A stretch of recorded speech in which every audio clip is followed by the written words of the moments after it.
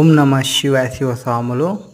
ఈరోజు మనం వచ్చేసి కులనభారతి టెంపుల్లో ఉన్నాము, సరస్వతి దేవిది. ఇక్కడ ఏం జరుగుతుందంటే అక్షరాభ్యాసం అనేది జరుగుతుంది. ఎవరైతే చిన్నపిల్లలు ఉంటారో వాళ్ళ ఎడ్యుకేషన్ స్టార్ట్ అయ్యే ముందు అక్షరాభ్యాసం అనేది జరగడానికి ఇక్కడ చాలా ఫేమస్ అన్నమాట సరస్వతి దేవి నిలయం ఇక్కడ.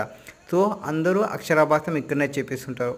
ఈరోజు వసంత పంచమి కాబట్టి చాలామంది అక్షరాభ్యాసం చేపిస్తున్నారు. సో మేము కూడా అక్కడ విజిట్ చేసినాము.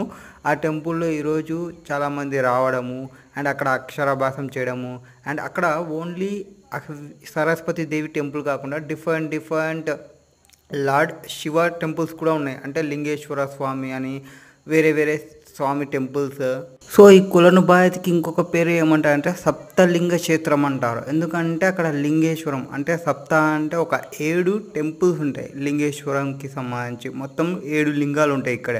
అండ్ ఇక్కడ ఈరోజు బికాస్ ఆఫ్ దిస్ అండ్ అక్కడ ధ్వజస్తంభం కూడా ఉంటుంది. ఆ వినాయకుడు అండ్ తర్వాత నంది, ఒకటే నంది ఉంటుంది. 7 లింగాలకి ఒకటే నందిగాను ఉంటుంది. సో ఒక కులనుభారతి సరస్వతి టెంపుల్ అండ్ 7 లార్డ్ శివకి సంబంధించిన టెంపుల్స్ ఇక్కడ ఉంటాయి.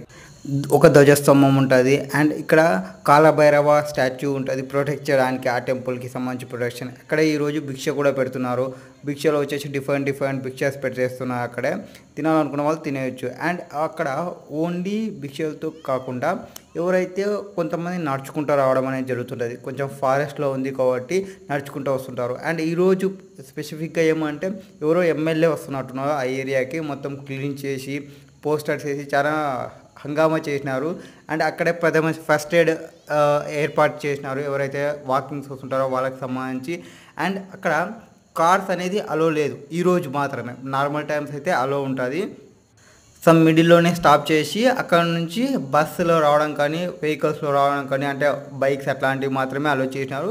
నేను బైక్ కాబట్టి నాకు డైరెక్ట్ టెంపుల్ వరకు వెళ్ళింది, నో ప్రాబ్లం వచ్చింది నాకు వరకు అయితే.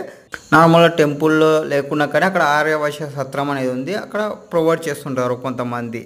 ఐ థింక్ ఈ టెంపుల్ వచ్చేసి ఒక 11th సెంచరీలో ఆ టైంలో కన్స్ట్రక్షన్ చేసినారు. నల్లమల్ల ఫారెస్ట్లో ఉంటుంది. పక్కనే చారు గోమతి రివర్ అనేది ఒకటి ఉంటుంది.